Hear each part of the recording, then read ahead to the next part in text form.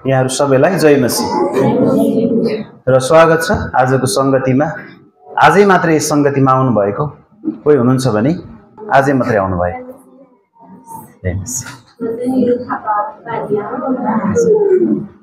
हुन्छ, धन्यवाद। अरू हुनुहुन्छ आजै मात्रै? हजुर हजुर, धन्यवाद श्रवण सर। मैले उहाँलाई प्रत्यक्ष नभेटे पनि मिडियाहरूमा भेटेको थिएँ, आज देख्न पाएँ, खुसी लाग्यो। पछाडि पनि हुनुहुन्छ, धन्यवाद। हजुरहरू आइदिनुभयो, धेरै धन्यवाद। बसिदिनु होला। उहाँहरूलाई हामी अत्यन्तै ठुलो तालीका साथ स्वागत गरौँ न है।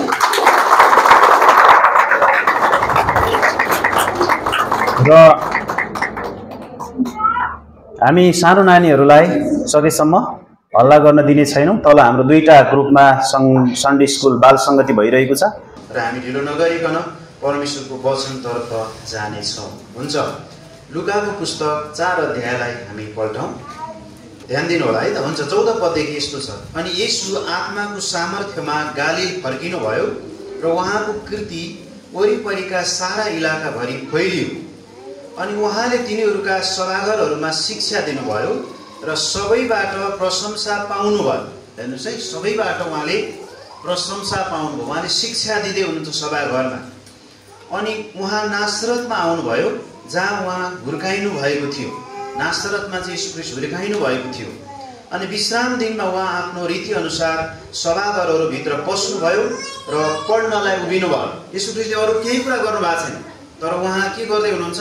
खाली शिक्षा दिने कुरामा, खाली परमेश्वरको वचनलाई अध्ययन गर्ने कुरामा र सिकाउने कुरामा, मानिसहरूलाई तयार गर्ने कुरामा उहाँ व्यस्त हुनुहुन्छ।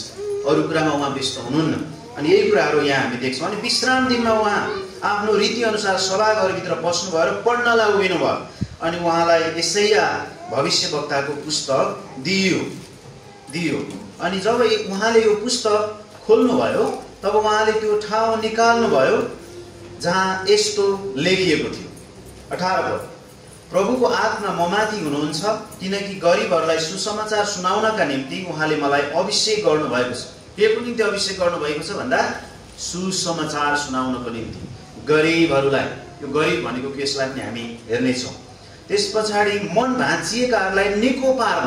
यो मन भाँचिएकाहरू भनेको को हो? अनि यिनीहरूलाई चाहिँ निको पार्न, कैदीहरूलाई छुटकाराको र अन्धाहरूलाई दृष्टि प्राप्तिको प्रचार गर्न।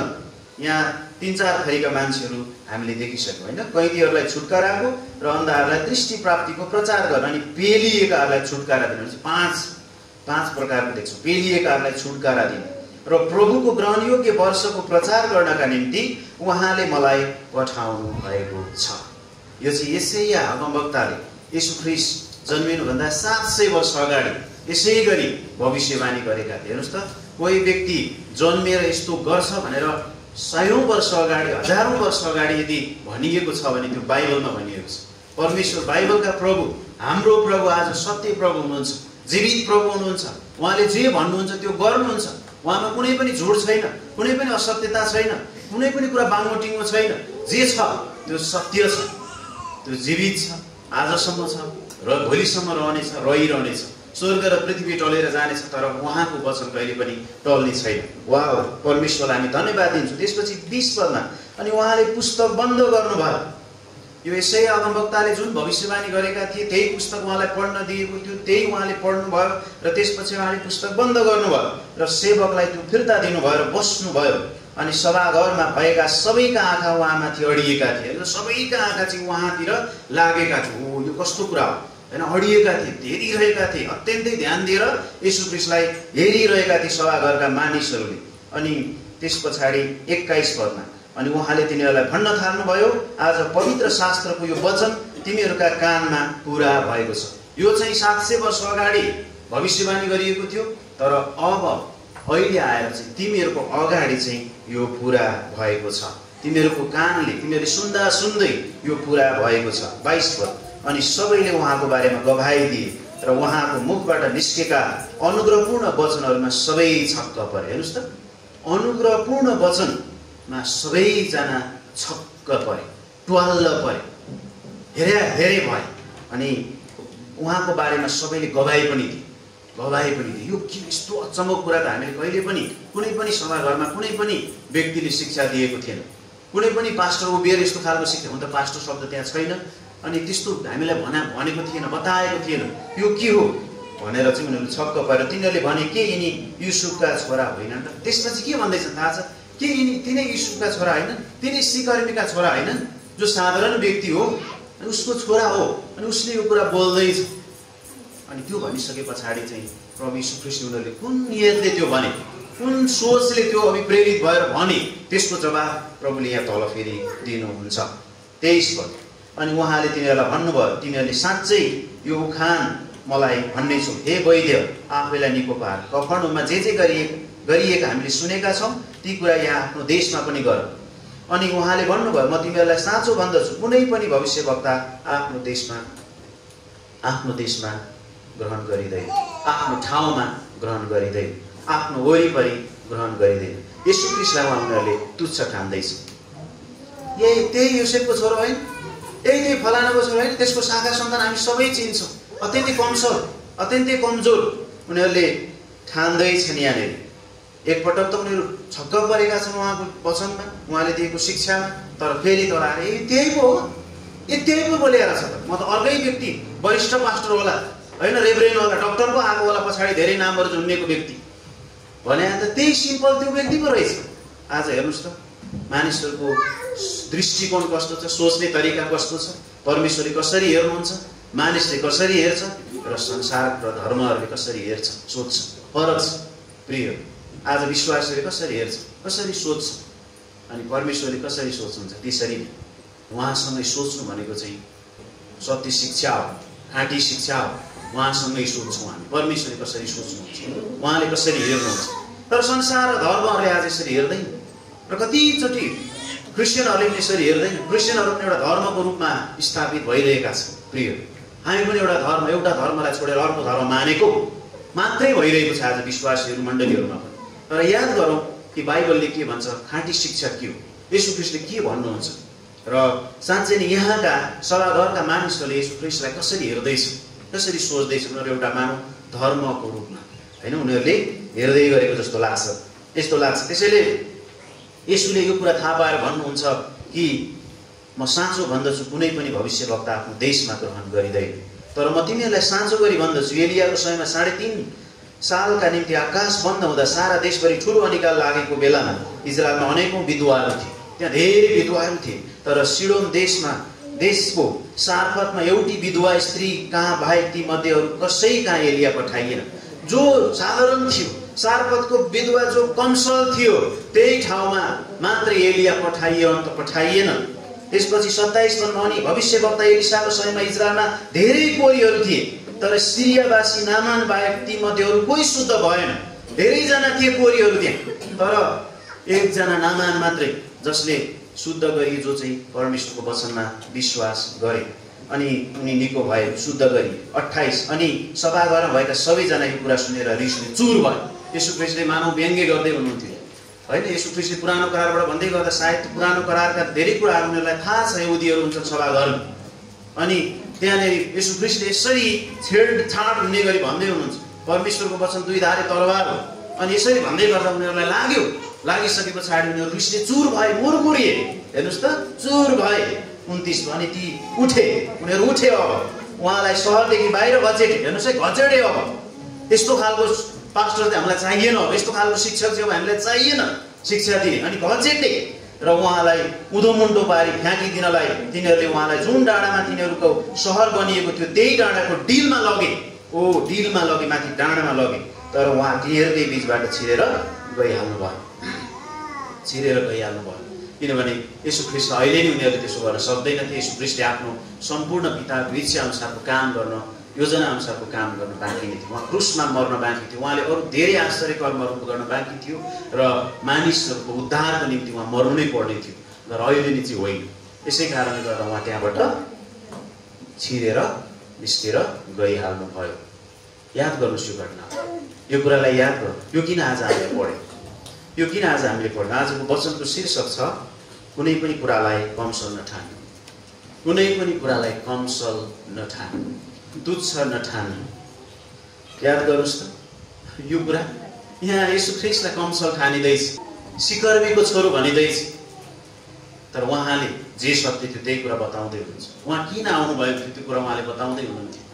यशाया अगमवक्ताको अगमबानीलाई पुरा गर्नको लागि उहाँ आउनुभएको थियो। अरू मिकाको पुस्तकमा भएका, बाइबलको पुरानो करारमा भएका उत्पत्ति 3:15 देखिका सम्पूर्ण भविष्यवाणी पुरा गर्न उहाँ आउनुभएको थियो। उहाँ परमेश्वर मानिस बन्नुभएको थियो। मानिसलाई आफ्नो समानतामा बनाउनु भएको परमेश्वरले मानिसले विद्रोह गरेको कारण, पाप गरेको कारण र अधर्मले नरक जाने भएको कारणले गर्दा मानिसको समानतामा परमेश्वर आउनुभएको थियो। परमेश्वरले मानिसलाई आफ्नो समानतामा बनाउनु भएको थियो, तर मानिस विद्रोही भएर नरक जाने भएको कारणले गर्दा उहाँ चाहिँ पापदेखि बचाउनलाई उहाँ मानिसको समानतामा आउनुभएको थियो धरतीमा। यो कुरालाई उनीहरूले बुझिरहेका थिए। अनि यो सिकर्मीको छोरो होइन, यसले यस्तो कुराहरू बोल्ने अथवा यसले यस्तो कुराहरू हामीलाई सिकाउने, यसले हामीलाई छेडछाड पार्ने हो, रिसले उनीहरू चुर भए। यसुलाई थाहा छ, उहाँले भन्नुभयो अगमवक्ताहरूको ठाउँमा आदर हुँदैन। कतिपटक तपाईँलाई लाग्छ तपाईँको पास्टर यो मेरो छोरो, तपाईँलाई लाग्छ यो मेरो दाइ, यो मेरो भाइ, यस्तो खाले हामी सोच्न सक्छौँ। प्रभुका सेवकहरूलाई यस्तै प्रकारको अनादर भएको हामी कतिपटक देख्न सक्छौँ। जुन आदर हामीले दिनुपर्ने, जुन प्रकारको होइन रेस्पेक्ट हामीले गर्नुपर्ने थियो, तर त्यो नभइरहेको पनि हुनसक्छ। तर कतिचोटि तपाईँ कसैले तपाईँ नभने पनि आफै मपाई गर्ने चलन पनि छ, र त्यो अर्थमा त होइन यो कुरा। बुझ्दै हुनुहुन्छ? हालेलुया। त्यो त होइन, तर जुन प्रकारले गरिनुपर्ने हो त्यो नभइरहेको हुनसक्छ। त्यसैले कमसल नठान्ने कुराहरू आज हामी हेर्नेछौँ। कुनै पनि कुरालाई कमसल अर्थात् मूल्यहीन नठान्नु। कमसल नठान्नु भन्ने वाक्यांश चाहिँ नेपाली भाषामा प्रयोग हुने एउटा आत्मिक वा नैतिक सन्देशयुक्त अभिव्यक्ति हो। यसको अर्थ चाहिँ हामी यसरी बुझ्न सक्छौँ कि कमसल भन्नाले, शाब्दिक अर्थ कमसल भन्नाले कमजोर, निर्बल, सानो, तुच्छ या महत्त्व नदिने भन्ने हुन्छ। महत्त्व नदिने भन्ने चाहिँ बुझिन्छ, यस्तो बुझिन्छ।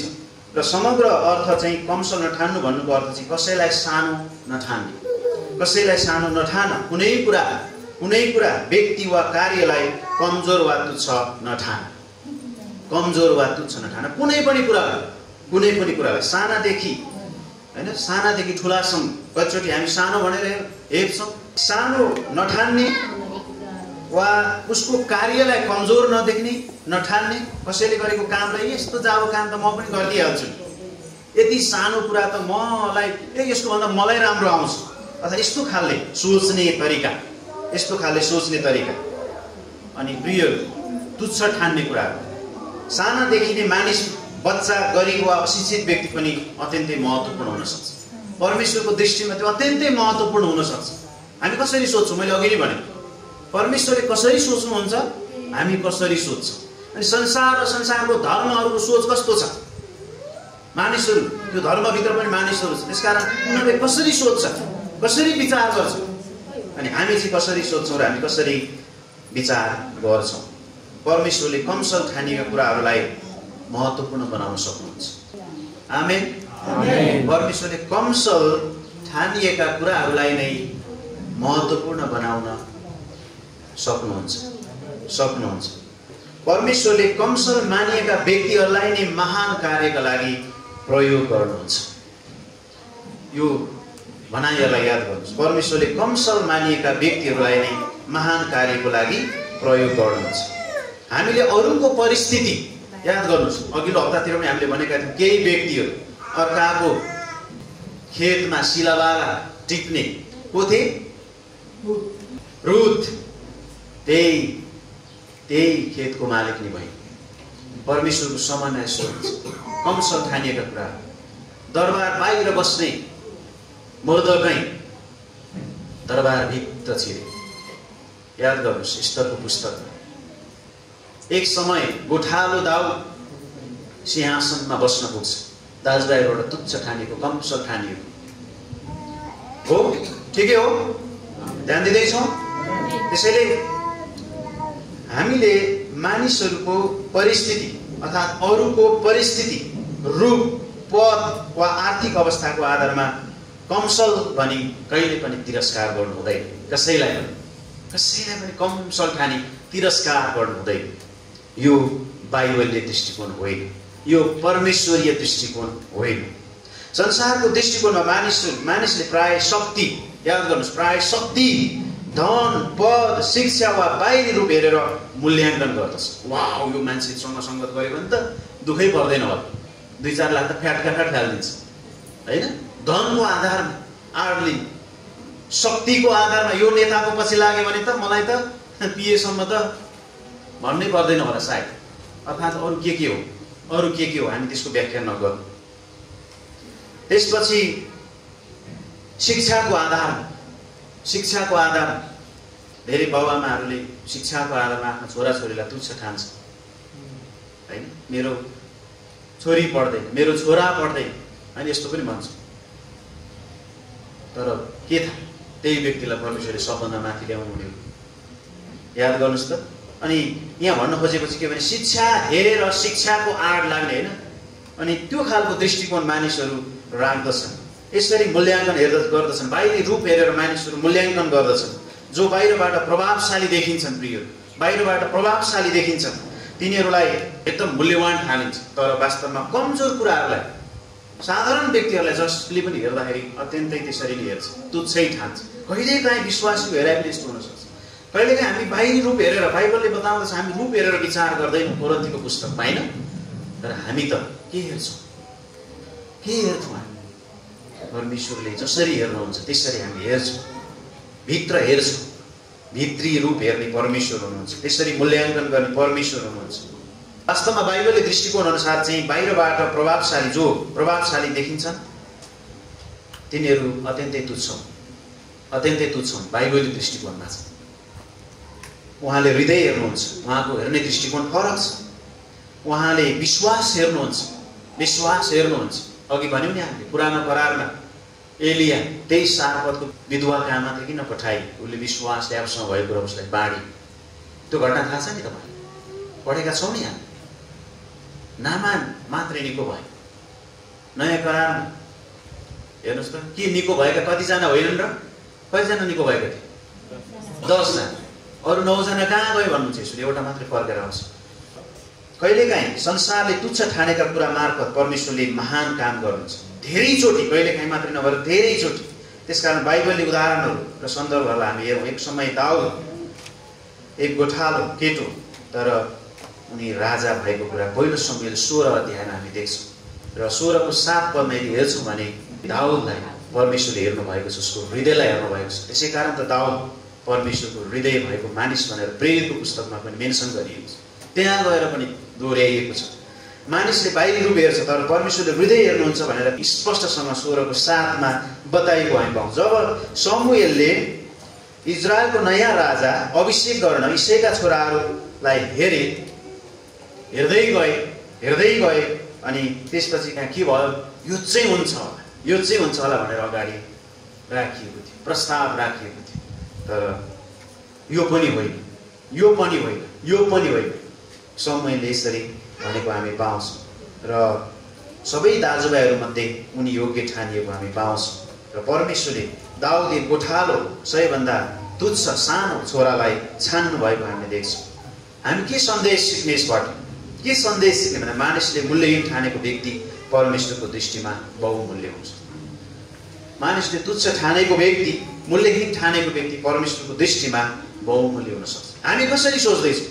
ध्यान दिनु। हामी कसरी कहिलेकाहीँ हामी आफैलाई पनि अत्यन्तै तुच्छ ठान्छौँ, अत्यन्तै तुच्छ। म यस्तो, म उस्तो, म केही गर्न सक्दिनँ, मैले पढ्ने मौका त पाएको थिएँ, या त पढ्ने मौकै पाइनँ, बाउले घाँस काट्न पठाए, यहाँ गरेँ त्यहाँ गरेँ, गरेँ, कोसिस त गरेँ, पैसा के भयो, यस्तो खालको प्रकारले हामी तुच्छ ठान्छौँ।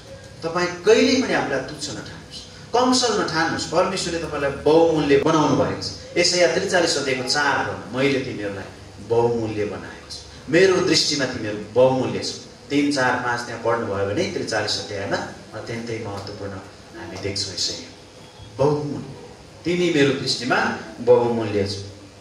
दोस्रो, येशूको जन्मलाई फेरि हामी यहाँ ल्याउन सक्छौँ। अघि येशूको सेवकाई, येशूले जुन कुरा गर्दै हुनुहुन्थ्यो, शिक्षा दिँदै हुनुहुन्थ्यो सहरमा, त्यहाँ सिकर्मीको छोरो भनेर तुच्छ ठानियो, कमसल ठानियो। अब जन्ममा पनि हेर्नुहोस् त, झुप्रोमा जन्मेको राजा, लुका 2 को 7 पद, लुका 2 को 7 पदमा छाप्रोमा झुप्रोमा जन्मिएको राजा मरियमले त्यही जन्माइन् र कपडाले बेरेर एउटा गोठमा हैन एउटा डोडमा उनलाई सुताएको कुरा हामी पाउन सक्छौं। संसारका राजा राजमहलमा जन्मिन्छ। संसारका राजा कहाँ जन्मिन्छन्? राजमहलमा जन्मन्छन्। तर येशू ख्रीष्ट सृष्टिकर्ता गोठमा जन्मनु भयो। मानिसका लागि त्यो स्थान सामान्य थियो, तर परमेश्वरको योजना त्यहीबाट सुरु भयो। परमेश्वरको योजना त्यहीबाट सुरु भयो, गोठबाट सुरु भयो। तपाईले आफ्नो घरलाई कहिलेकाहीँ मेरो घर त यस्तो छ, कहिलेकाहीँ संगति गर्न जाँदा कतिजनाले भन्नुहुन्छ यहाँ त यस्तै छ है, के यस्तै छ, गाह्रो छ, एउटै छ कोठा, के छ त, केही फरक पर्दैन। जे छ परमेश्वरलाई धन्यवाद छ। बङ्गलो छ भने पनि ठिक छ, कोठा छ अर्काको घर भने ठिक छ। एकजना मान्छेले कहाँ बस्दै हुनुहुन्छ? बानेश्वर भनेको थियो अनि अर्को वर्ष कहाँ हुनुहुन्छ? चाबेल भनेर। अनि अर्को वर्ष फेरि अर्को 1-2 वर्षपछि अहिले कहाँ बस्नुहुन्छ? जोरपाटी भने। अर्कोचोटि मूलपानी। अनि धेरै ठाउँमा छ। मेरो त काठमाडौँमा कति छन् घर भनेर के भन्नु। अनि घर बनाउनु परेको छैन, डेरा सर्दै गएपछि जम्मै घर आफ्नै भएको। त्यसैले कति छन् घर हाम्रो, तर यहाँभन्दा राम्रो घर त्यहाँ छ। येशू ख्रीष्टले हाम्रो निम्ति घर बनाउँदै हुनुहुन्छ र बनाइ सिद्ध्याएपछि लिन आउनुहुन्छ। यूहन्ना 14 अध्यायमा उहाँले भन्नु, तिमीहरूको हृदय व्याकुल नहोस्, विचलित नहोस्, म जानेछु र त्यहाँ ठाउँ तयार पार्नेछु र म फेरि लिन आउनेछु र म तिमीहरूलाई म जहाँ हुन्छु त्यहीँ लैजानेछु। पिता म त तिमीहरू। आमेन। हाम्रो घर त्यहाँ छ, स्वर्गमा घर छ, मलाई के को डर छ। त्यसैले याद गर्नुहोस् कि गोठबाट परमेश्वर सृष्टिकर्ता गोठमा जन्मिनु भएर त्यहाँ परमेश्वरको योजना पूरा भएको हामी पाउँछौँ। मानिसको लागि त्यो स्थान सामान्य थियो, तर परमेश्वरको योजना त्यहीँबाट सुरु भयो। यसबाट सन्देश के त? सानो स्थान झुप्रो वा सामान्य परिस्थिति पनि परमेश्वरीय योजना र महिमा प्रकट गर्ने थलो बन्न सक्छ। थलो बन्न सक्छ। उहाँको महिमा प्रकट गर्ने थलो बन्न सक्छ। परमेश्वरले कमजोरीहरूलाई घुर्यानबाट उठाउनुहुन्छ। एफएसी 2:1 भन्छ, हामी आफ्नो पाप र अपराधमा मरेको बेलामा उहाँले हामीलाई त्यहाँबाट के गर्नुभयो? जीवित पार्नुभयो र स्वर्गीय स्थानहरूमा हामीलाई उहाँसँगै राख्नुभएको छ। हाम्रो पदीय सत्यता भनेको अहिले पनि स्वर्गै हो। हामी त्यही राखिएका छौँ। अहिले यो मुडो बोकेर, यो पार्थिव शरीरको धुलो बोकेर मात्रै यहाँ यताउति हल्लेको यो पृथ्वी, संसार, यो डेरा, यो परदेशमा, तर हामी येशू ख्रीष्टसँगै स्वर्गीय स्थानमा बसालिएका छौँ। यो पदीय सत्यतालाई हामी बिर्सिँदैनौँ। फिलिपी 3:20 भन्छ, हाम्रो नागरिकता स्वर्गमा छ। वाह, कति सुन्दर कुरा। हाम्रो गौरव बाबुको लागि नागरिकता बन्नुको लागि निकै बबिताले पिर गर्दै हुनुहुन्छ। भन्दै हुन्थ्यो के भन्छ, घरि के भन्छ। हो, यस्तो हामी सबैको भन्न सक्छ, तर स्वर्गमा हाम्रो नागरिकता छ। तेस्रो कुरा, 5औं कुरासम्म हामी हेरेर अन्त गर्छौँ लगभग। तेस्रो कुरा, एउटा केटा छ, एउटा बालक छ। कहाँ छ थाहा छ? यूहन्ना 6 अध्यायमा छ, 9देखि 13 पद। जससँग 5वटा रोटी र 2वटा माछा छ। 5वटा रोटी र 2वटा माछा आमाले बाबु तिमी जाँदाखेरि भोक लाग्ला भनेर हालिदिएको खाजा हो। त्यो सानो खाजाले, याद गर्नुहोस् त, मानिसको दृष्टिमा त्यो खाना निकै सानो थियो, तर येशूको हातमा यो खाना पुगेपछि हजारौंलाई खाना खुवाउने चमत्कार येशूले गर्नुभयो। आमेन। येशूको हातमा कुनै कुरा तुच्छ छैन, कुनै कुरा सानो छैन। नतिजा हेर्नुहोस्, धेरै हजारले खाए र उब्रिए पनि थिए, उबारिएका डालाहरू भरिएको हामी पाउन सक्दछौँ। यसबाट सन्देश के त? जुन कुरा तिमी सानो ठान्छौ, जुन कुरा हामी सानो ठान्छौँ, त्यो परमेश्वरको हातमा गएपछि अकल्पनीय नतिजा बनेर आउँछ, बन्न सक्छ। यसकारण हामी कसरी विश्वास गर्छौँ उहाँलाई, कसरी दिन्छौँ हामी उहाँलाई। चौथो कुरा, मर्कुस 12 अध्यायमा हामी पाउँछौँ। मर्कुस 12 अध्यायको 41देखि 44 पदमा हामी चौथो कुरा पाउँछौँ कि त्यहाँ विधुवाको 2 सिक्का छ, 2 पैसा छ। त्यहाँ विधुवाले 2वटा तामाका पैसा हाले। येशूले भन्नुभयो उसले अरू सबैले भन्दा बढी हाले। हालेलुया। सबैले भन्दा बढी हाले। हामी कसरी दिन्छौँ? उसले जीविका नै दिएकी थिए, उसको त्यति नै थियो, सबै ल्याएर हाल्दिएको थियो। तर अरूले यसो हेरे, त्यसका 2 सिक्कालाई तुच्छ नजरले हेरे। उनीहरू 2 लाख हाल्न सक्ने थिए, तर कतिले हाले पनि, तर परमेश्वरले त्यसलाई चाहिँ इन्कार गर्नुभयो। 2 पैसालाई आदर गर्नु उसले सम्पूर्ण पुरै अर्पण गरेकी थिए। अरू धनीहरूले ठुलो रकम हाल्दा विधवाको 2 पैसा येशूको दृष्टिमा सबैभन्दा मूल्यवान भएको हामी पाउँछौँ। सन्देश के हो त यसबाट भन्दा परमेश्वरले धनको मात्रामा होइन तर हृदयको भावनामा मूल्य देख्नुहुन्छ।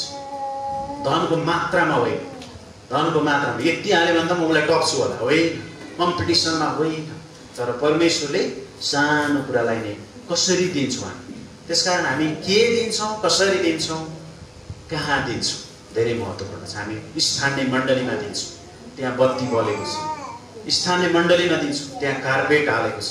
स्थानीय मण्डलीमा दिन्छौँ जहाँ हामी सङ्गति गर्छौँ, त्यहाँनिर एक खर्च भइरहेको छ। त्यहाँनिर परमेश्वरले पास्टर शिक्षक राख्नुभएको छ, त्यहाँ मिसन छ, भिजन छ, त्यहाँबाट देशभरि प्रभाव हुन्छ। त्यस कारण त्यसरी गर्छौँ। कतिजना मान्छेहरूले जहाँ गरे पनि भयो पनि, जहाँ दिए पनि भयो पनि, एउटा त दिनै गाह्रो मानेर प्रभु तपाईँले यहाँ दियो भने त मान्छेले हिसाब किताब गर्दा रहेछ, लाँदो रहेछ, म त तपाईँलाई दिने भनेर तपाईँलाई दिन्छु भनेर एउटा ठुलो चौरमा गएछ र धनको पोको लगेर हुर्र माथि फ्याल्दैछ अनि सबै तलै झरेछ। अनि के भनेछ थाहा छ? सुन्दै हुनुहुन्छ? अनि के भनेछ थाहा छ उसले? मैले त तपाईँलाई दिएको थिएँ, तपाईँले मलाई भन्नुभयो कि तपाईँले खाँचो छ भने जम्मै झारिदिनु, धन्यवाद भनेर टिपेर फेरि ल्याइरहेको छ। बुझ्नुभयो? साधारण उदाहरण हो। त्यसैले यो धनको मात्रामा होइन हृदयको भावनामा उहाँले मूल्य देख्नुहुन्छ। यति मात्र होइन, बुद्धिको मात्रामा र बलको मात्रामा पनि होइन।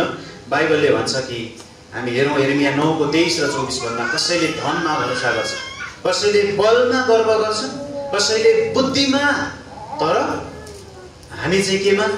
म चाहिँ परमप्रभुलाई जान्दछु, चिन्दछु भन्ने कुरामा गर्व गर्दछु। वाह, हामी चाहिँ यो कुरामा गर्व गर्दछौँ। पहिलो कोरिन्थी 1:27-28 अर्को एउटा कुरा छ। पहिलो कोरिन्थी 1:27-28 तर परमेश्वरले संसारका मूर्ख ठानिएका कुराहरूलाई छानेर बुद्धिमानलाई लज्जित पार्न चाहनुभयो। मूर्ख कुराहरूलाई परमेश्वरले छान्नुभयो, तुच्छ ठानिएका कुराहरूलाई उहाँले छान्नुभयो र बुद्धिमानहरूलाई उहाँले लज्जित पार्नु भएको छ। अत्यन्तै बाइबल स्पष्ट छ, अत्यन्तै स्पष्ट छ।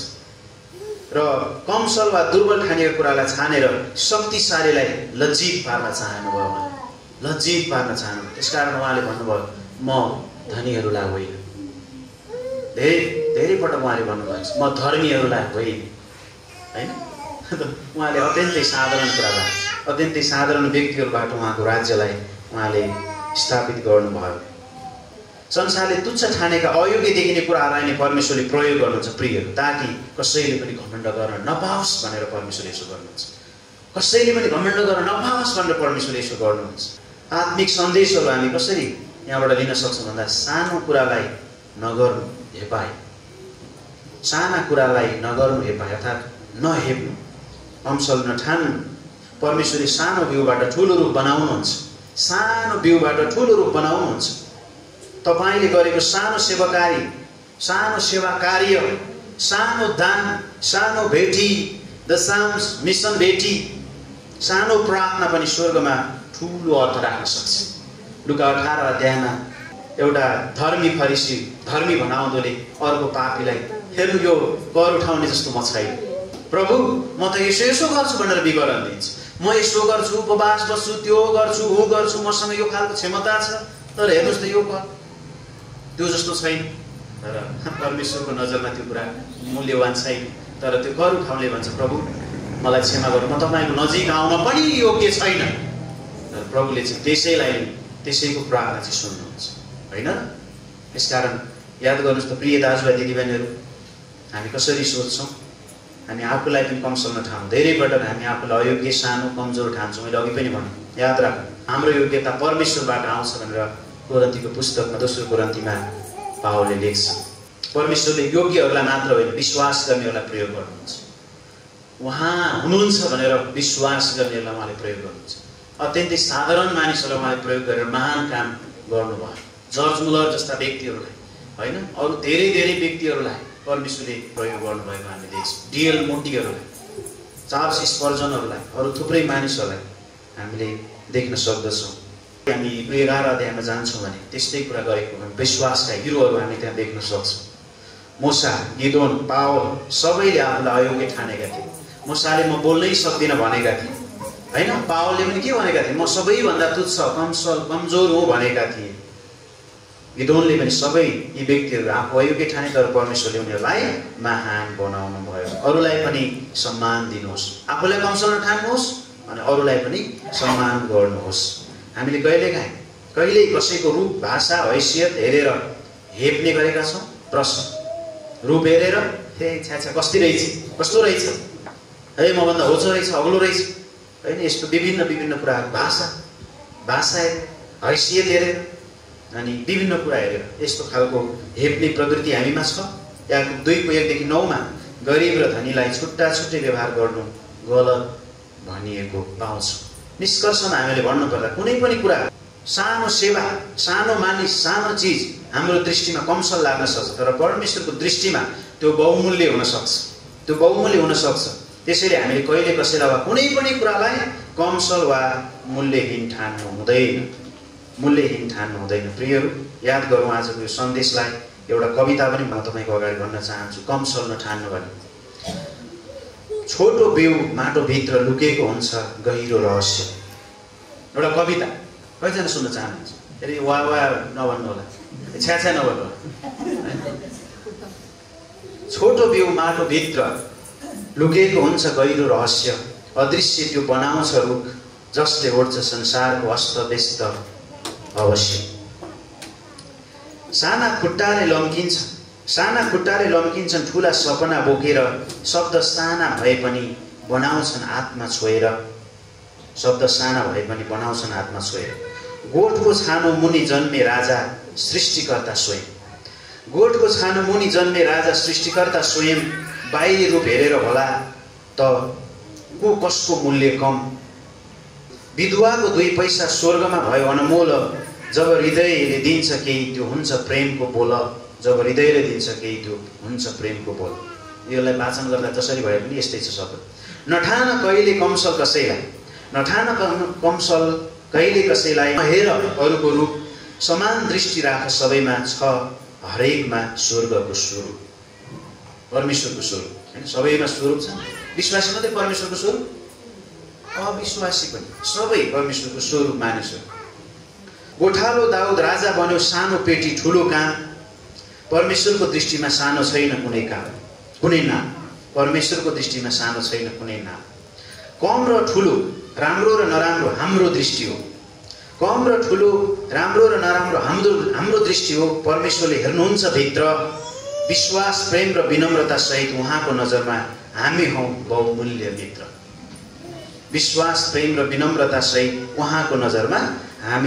बहुमूल्य मित्र। आमेन।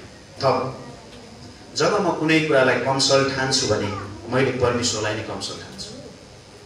पास्टर शिवेलीले भन्नुभएको, जब म कुनै कुरालाई कमसल ठान्छु भने मैले परमेश्वरलाई नै कमसल ठान्छु। यो पक्का, तुच्छ ठान्छु परमेश्वरलाई नै। त्यसैले याद गरौँ त कतिले आफ्नो पास्टरलाई कमसल ठान्छ। पढ्या छैन पास्टर, मैले डिग्री पास गरिसकेँ, त्यस्तो पनि हुन्छ कहिले। त्यो परमेश्वरद्वाराको नियुक्ति हो भन्ने कुरा बुझ्दैन। कतिले पास्टर यत्रो छ, जखायस जत्रो बानपढी, म यस्तो ह्यान्डसम छु, म पास्टर हुन पाएँ। ह्यान्डसमलाई ल्याएर उभ्याउने होइन नि त पुलपिट। परमेश्वरले त्यो सेवकाईमा नियुक्त गर्नुभएको हो भने ठिक छ, ह्यान्डसम पनि आउन सक्छ। याद गरौँ यो कुरा पनि। कसैले मण्डलीलाई अत्यन्तै कमसल ठान्छ। मेरो मण्डली गरिब छ, त्यो मण्डली ग्याज होइन, म्युजिकल इन्स्ट्रुमेन्टहरू, बाजा गाजाहरू भएर आमा के त्यहाँ चाहिँ अर्कै आनन्द आउँछ। यहाँ के आजको दिन गाउँदा पनि साततिर भाका बिग्रिन्छ। मण्डलीलाई कमसल ठान्ने, तुच्छ ठान्ने, परमेश्वरले मलाई यस मण्डलीमा राख्नु भएको हो भन्ने कुरालाई हामीले भुल्नु हुँदैन। प्रिय, कसैले विश्वासीलाई कमसल ठान्छन्। फेरि पास्टर अगाको बानी चाहिँ यो विश्वासी चाहिँ साह्रै भाँडो भैलो मचाउँछ नि, यो त नआए पनि हुन्थ्यो भने पनि, अर्थात् यो त एकदमै जति अगाए पनि सिकाए पनि भयो। विश्वासीलाई कमसल, यो भने चाहिँ बुझ्नुहुन्छ, म धेरै व्याख्या गर्दिनँ। भेटीलाई कमसल ठान्छन् कतिले, थोरै भेटी उठ्छ तर त्यही थोरै धेरै हुन्छ भन्ने कुरा विश्वास छैन। कतिले वचनलाई अत्यन्तै कमसल ठान्छ। वचनलाई अस्तिको हप्ता पनि त्यही वचन, अहिले पनि त्यही वचन। शिविरले एकचोटि भन्नुहुन्थ्यो, यूहन्ना 3:16 20औं पटक प्रचार गरे।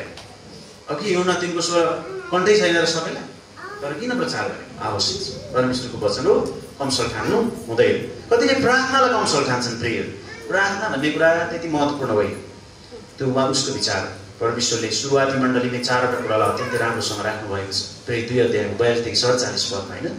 त्यसपछि सुसमाचारलाई तुच्छ ठान्छन्, सुसमाचारमा नभएको हुन्छ, नआएको हुन्छ। सुसमाचार किन गरेको भन्छ, हामी हरेक हप्ता निस्किन्छौँ यहाँ बुधबार, पेप्सी खोलाबाट शुक्रबार, भ्यालीभरिका मण्डलीबाट हरेक बार, अनि कति यो विश्वासीलाई भेट्छौँ। म त विश्वासी भनेर लिन पनि मान्दैन प्रचारमा नि। त्यसपछि के भन्छ, यो त अहिले गाह्रो छ क्या, नगर्नुहोस् न यस्तो।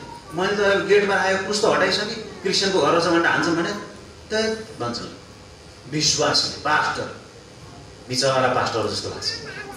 जेलमा गएर समातेर के हो त, जेलमै गएर प्रचार गरौँला नि। छैन त्यो हिम्मत, छैन त्यो परमेश्वरप्रति उसको प्रेम। तर खालि जोगिन मात्रै। यहाँ जतिसुकै सुरक्षित भए पनि परमेश्वरले सहरको रक्षा गर्नु भएन भने पालेहरूले गरेको रखवाली व्यर्थ हुन्छ। आफ्नो सुरक्षा आफै बनाउने मानिसहरू कता कता छरपष्ट हुन्छन् थाहा छैन। त्यसकारण कतिले सुसमाचारलाई तुच्छ ठान्छन्। त्यो हामी तुच्छ नठान, कमसल नठान, कमसल नठान, कमसल नबिर्सिनु। कतिले मेरो श्रीमती त कामै नलाने, श्रीमतीलाई कमसल ठान्छ। ल्याइसक्यो, भइसक्यो, भइगयो नि त। अर्काको हेर्दै जान्छ। कतिले अर्काको श्रीमानलाई ह्यान्डसम देख्न थाल्छ। यो चाहिँ भइदिएको भए त उसले त कमाएर पनि ल्याउँछ, विदेश पनि जान्छ। पढेले है कमसल ठाने आफ्नो श्रीमानलाई, आफ्नो श्रीमतीलाई। कतिले बालबच्चालाई कमसल ठान्छ, बालबच्चालाई कमसल ठान्छन्, पढाइ लेखाइलाई कमसल ठान्छन्, जागिरलाई कमसल ठान्छन्। कति बालबच्चाले बाबुआमालाई कमसल ठान्छन्। मेरो बाउ त यस्तो छ, मेरी आमा त यस्तो छ, अर्काको भएर ल्याइदिन्थ्यो, यस्तो भएर हुन्थ्यो। हो, धेरै यसको लिस्ट आउन सक्छ। त्यसै कारणले गर्दा याद गरौँ प्रियहरू, यहाँ यीशु ख्रीष्टलाई कमसल ठानिएको कुरामा हामी आज हेऱ्यौँ कि यीशु ख्रीष्टलाई कसले कमसल ठान्दैछ। तिनै भिडहरूले कमसल ठान्दैछ। कतिजनाले बाइबल स्कुल जाने कुरालाई कमसल ठान्छन्, कतिले मिसनलाई कमसल ठान्छन् होइन। अनि यीशु ख्रीष्ट आफ्नै एरियामा कमसल ठाने भने यदि आफ्नै एरियामा चाहिँ हामी फेरि कमसलै ठानिन्छौँ कतिचोटि, ठिक छ, हुन दिउँ, त्यो चाहिँ संसारले गर्ने कमसल। तर हामी चाहिँ कमसल नठान, हामी चाहिँ कमसल नठान। कतिले चङ्गाईलाई कमसल ठान्छन्। चङ्गाई उहाँले पूर्ण रूपमा चङ्गाई गर्न सक्नुहुन्छ, अहिले पनि गर्नुहुन्छ। कतिले अहिले चङ्गाई नै छैन पनि भन्छ, गलत। चङ्गाई छ, यीशु ख्रीष्टले निको पार्न चाहिँ प्रार्थना गर्छ। तर फेरि अत्यन्तै समृद्धिको सुसमाचार गर्नेहरू छन् नि, चर्चमा आउनुहोस् फ्याट्टै क्यान्सर निको हुन्छ, ग्यारेन्टी लिन्छ। यसो नि उही भन्छ, होइन होइन। कतिजना निको पार्ने ठाउँमा आफू दौडेर जान्छ विश्वास, यसुले मेरै बेडमा निको पार्नुहुन्छ भन्ने विश्वास छैन। तर अर्को त्यो क्रुसेडमा गयो, गलत। त्यहाँनिर केही रङ भइरहेको छ। त्यस कारणले पास्टर शिविरले भन्नुभयो नि यो सन्दर्भमा, धेरैचोटि यस्तो रोग लागेको छ विश्वासीलाई पनि। त्यस कारण उहाँले चाहिँ डक्टरलाई भनिदिनु, उहाँ उपचार गर्न जानुभएको थियो, तर डक्टरलाई भनिदिनु भयो, म होइन डक्टर, तिमी निको हुनुपर्छ, म होइन तिमी निको हुनुपर्छ।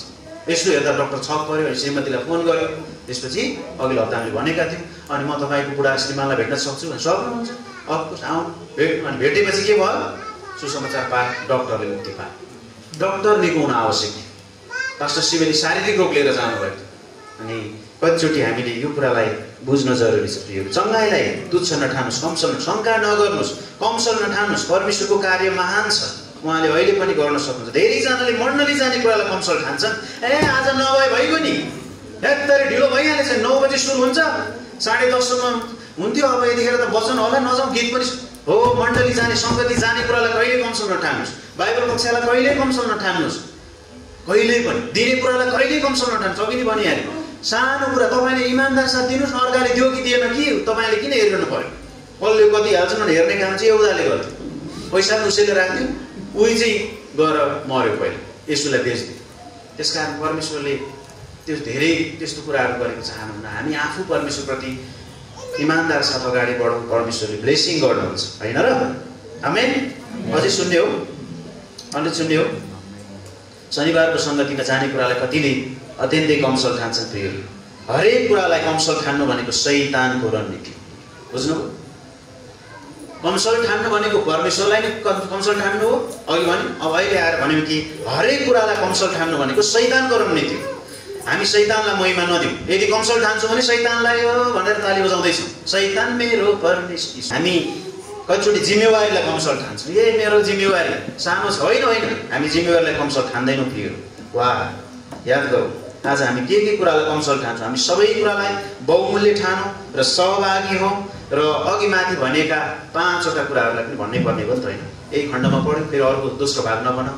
यो के हो कैदीहरू, यो के हो मन भाँचिएकाहरू, यो के हो गरिब, अनि यो के हो होइन अन्धा पेलिएका भनेको के हो, यसलाई हेरेर अन्त गर्नेछौँ। मन भाँचिएकाहरूले प्रचुर मात्रामा कृपा पाउँछ। उनीहरूको आशा टुटेको छ, तर उहाँको कृपाले उनीहरूलाई हरेक दिन उहाँमा आशा गर्नको लागि बिलाप 3:27 भन्छ होइन, उहाँको कृपा, उनीहरूले कृपा पाउनेछन्। मन भाँचेकाहरूले कृपा पाउनेछन्, उनीहरूको आशा टुटेको छ। दोस्रो कैदीहरू हामी पनि कुन क्षेत्रमा कैदीहरू छौँ प्रियहरू? कोही धर्मको कैदी छन्, कोही संस्कृतिको कैदी छन् होइन। त्यसैले सत्यता उनीहरूलाई आवश्यक छ, कैदीहरूलाई सत्यताको आवश्यकता छ। त्यसैले सत्यको वचन उनीहरूले पाउनेछन् र सत्यले उनीहरूलाई स्वतन्त्र पार्नेछ। 9 अध्याय। तेस्रो कुरा अन्धाहरू भनिएको छ। अन्धाहरूले के पाउँछन् रे? दृष्टि पाउँछन् होइन। त्यसैले जुन दिशामा हेर्नुपर्ने थियो त्यो दिशातिर नहेर्नु, केन्द्रित नहुनु, अन्धो हुनु। जुन दिशामा हेर्नुपर्ने थियो त्यो दिशातिर नहेर्नु, अन्धो हुनु हो। त्यसैले हामी पनि त्यसो गर्दैछौँ भने हामी पनि अन्धा हौँ। तिनीहरूले के पाउनेछन्? दृष्टि प्राप्त गर्नेछन्। विश्वास, यसको लागि विश्वास चाहिन्छ, विश्वासको आँखा प्राप्त गर्नेछन्। चौथो पेलिएकाहरू। यो त अन्तिम हो नि त, पेलिएकाहरू त पहिलो त गरिबहरू थियो नि त होइन। गरिबहरूलाई हामी अन्तिममा हेर्नेछौँ। अहिले लास्टको पेलिएकाहरू। यो पेलिएकाहरूले चाहिँ सिद्धिएको कार्य पाउनेछन्। सिद्धिएको कार्य, क्रुसमा सिद्धिएको कार्य पाउनेछन्, जसले पूर्ण छुटकारा दिँदछ। अनि उनीहरूले केही गर्नुपर्ने छैन। पेलिएकाहरूले केही गर्नुपर्ने छैन, बदला लिनुपर्ने छैन। उनीहरू बदला लिन सक्दैन। तपाईँ पेलिनु भएको छ आज? कहिलेकाहीँ पेलिन्छौँ हामी। हाम्रो ताराजीले हिजो पनि आएर भन्दै थियो, मलाई पेले मानिसहरू, मलाई हान्न खोजे मानिसहरू, म विश्वासी भएको कारणले यस्तो गरेको हुनसक्छ। हो, पेलिन्छौँ हामी धेरैचोटि प्रियहरू। त्यसकारण पेलिएका छौँ भने हामी बदला लिन पर्दैन, त्यसो गर्नु पर्दैन। परमेश्वरले उनीहरूलाई गर्ने व्यवहार गर्नुहुन्छ। त्यसैले हामी सक्दैनौँ पनि बदला लिनु, हुँदैन पनि बदला लिनु। परमेश्वरले गरिसिध्याउनु भएको छ क्रुसमा। यो कुरा उनीहरूले थाहा पाउनेछ। र सुरुको थियो गरिबहरू भनेको पैसाको गरिब भनेको होइन। बाइबल पैसाको गरिब भनेको होइन, तर आत्मिक कुरा उनीहरूले अनुग्रहको धन प्राप्त गर्नेछ। अनुग्रहको धन, सबैलाई अनुग्रहको धनको आवश्यकता छ। परमेश्वरले सिधैमा दिने अनुग्रहको धनको आवश्यकता छ। उनीहरूले अनुग्रह पाउनेछ। यो पाँचवटा कुराहरूलाई हामीले याद गरौँ र विशेष गरी कुनै पनि कुरालाई कमसल नठानौँ। आज यो वचन यहाँ बोल्दा बोल्दै पुरा भएको छ, हुनेछ, भइरहनेछ।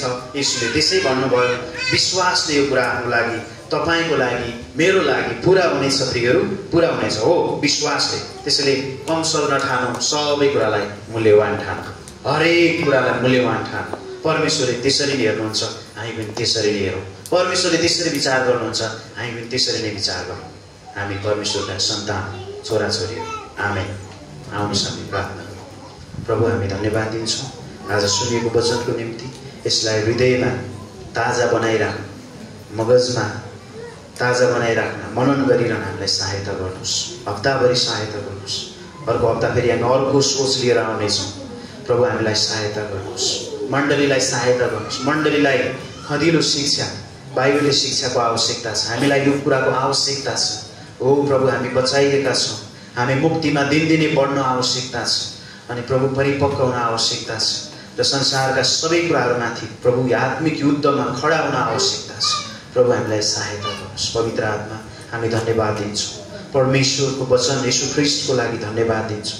पितालाई हामी धन्यवाद दिन्छौँ। धन्यवाद सबै कुराको लागि। परमेश्वर पिताको प्रेम, प्रभु यीशु ख्रीष्टको अनुग्रह, पवित्र आत्माको सङ्गति र भरिपुरी हामी प्रत्येकसँग अहिले अनि सदा सर्वदा रह्यो। यीशु प्रभुको नाम। आमेन।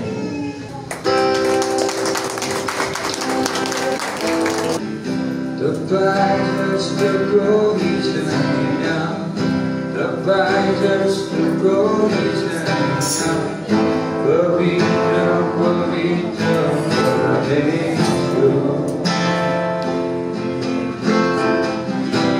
Pavitra, I feel myself sometimes.